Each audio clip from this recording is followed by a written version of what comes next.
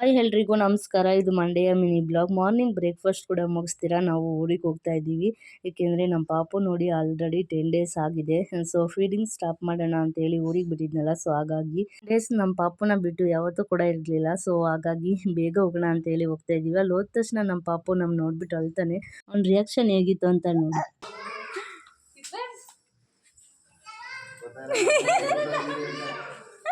ಯಾರು ಇವರೆಲ್ಲ ಅಂತ